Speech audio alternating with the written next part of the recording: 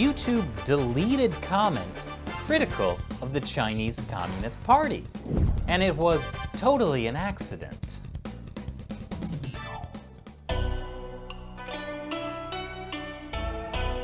Welcome back to China Uncensored. I'm Chris Chappell.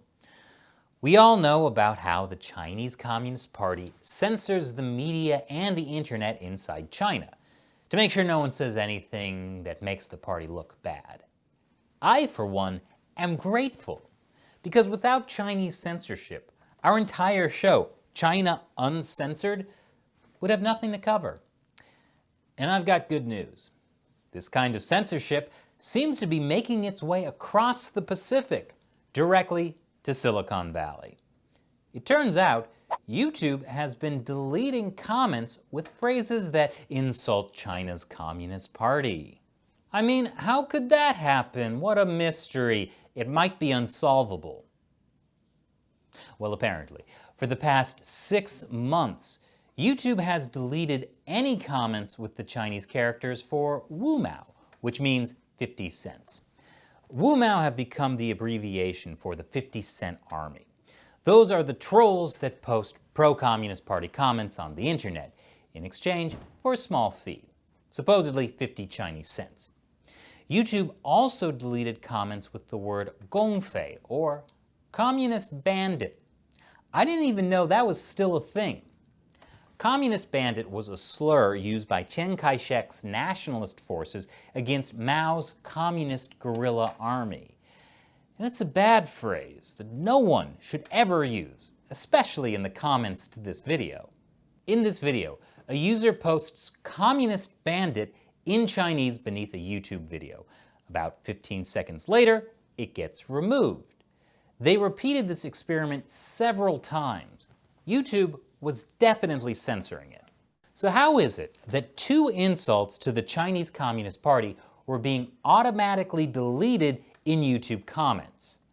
According to a YouTube spokesperson, upon review by our teams, we have confirmed this was an error in our enforcement system, and we are working to fix it as quickly as possible.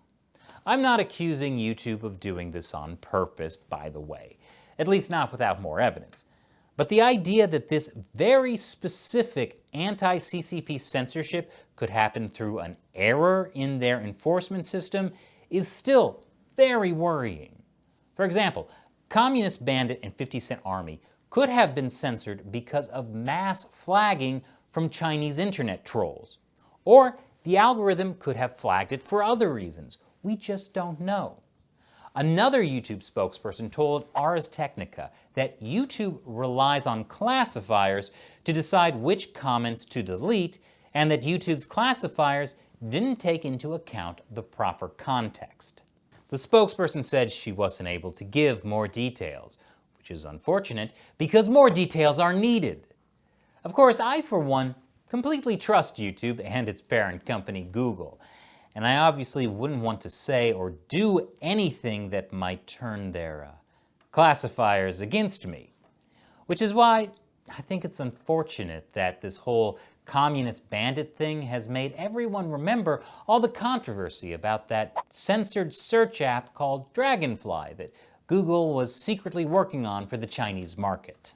Google says they've scrapped Project Dragonfly, by the way, and I believe them. An American company would have to be really stupid to still want to get into the Chinese market right now. And I'm definitely not saying that Google is really stupid, though it does make me wonder about some of the things that have happened to China Uncensored over the years. I mean, YouTube has been ruthlessly demonetizing videos about the Hong Kong protests and the coronavirus, 2 of the most sensitive issues to the Chinese Communist Party. And YouTube actually censored 3 China Uncensored videos this year, completely removing them from YouTube. WHO corruption? Some of our viewers might wonder whether that's a topic the employees at YouTube don't want people talking about. But maybe it's not YouTube employees making the decision. It could be that a large number of Chinese internet trolls gamed the system by flagging our videos so many times that they tricked YouTube's algorithm into automatically censoring us. That would at least explain why YouTube took down our videos without warning, but then once we made a big deal about this on social media, YouTube humans quietly put each video back up within an hour. But if YouTube's automatic censorship mechanisms can be triggered by internet trolls, that's a huge and dangerous issue, especially now that YouTube said in March it expected to see more content removal as a result of its reliance on machine learning instead of human moderators. This is not the first time that machine learning has caused a weird error related to Chinese censorship. Last summer, during the Hong Kong protests, Google Translate was translating the English sentence "so sad to see Hong Kong become part of China" to "so happy to see Hong Kong become part of China" in Chinese. And if automatic censorship is not enough, YouTube has also been secretly unsubscribing people from our channel, not sending out notifications about new episodes, and in general, making it really hard to even find the show on YouTube. So I just want to say, I love YouTube, I love Google, and I especially love all those wonderful communist bandits in Beijing. Of course, if you'd like to know my real opinion, sign up to support China Uncensored on the crowdfunding website Patreon. For as little as $1 an episode, you can help us continue to make China Uncensored despite YouTube demonetizing a ton of our videos.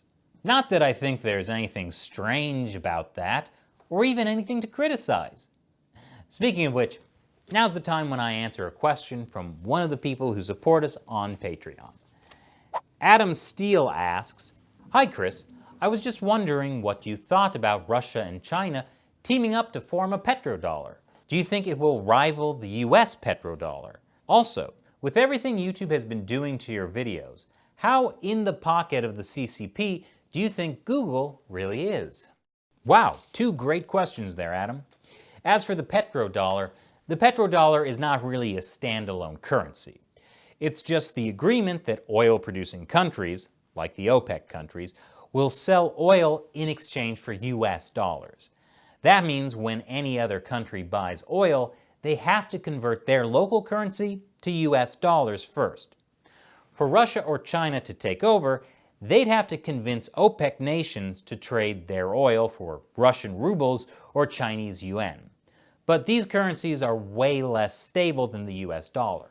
So it would be hard for Russia or China to convince OPEC nations that they'd be better off getting a boatload of rubles or yuan instead of dollars. I think it's unlikely for this change to happen anytime soon. As for Google being in the pocket of the CCP, let me put it this way. Definitely Google had been working on Project Dragonfly, the censored search app for China I mentioned earlier. The Intercept exposed that in 2018. After public pressure, Google eventually scrapped Dragonfly. Separately from that, Google is doing artificial intelligence research in China, partnering with Chinese companies in a way that just happens to indirectly benefit China's military. It makes sense. There's just so much great data available in China that Google can use for AI research, because China has almost no restrictions that protect user privacy. I mean, how could Google not want access to that? But do Google's projects inside China influence their behavior in terms of how they censor YouTube videos? Of course not. I love Google and YouTube. They are great. Thanks for your question, Adam. And thank you for watching.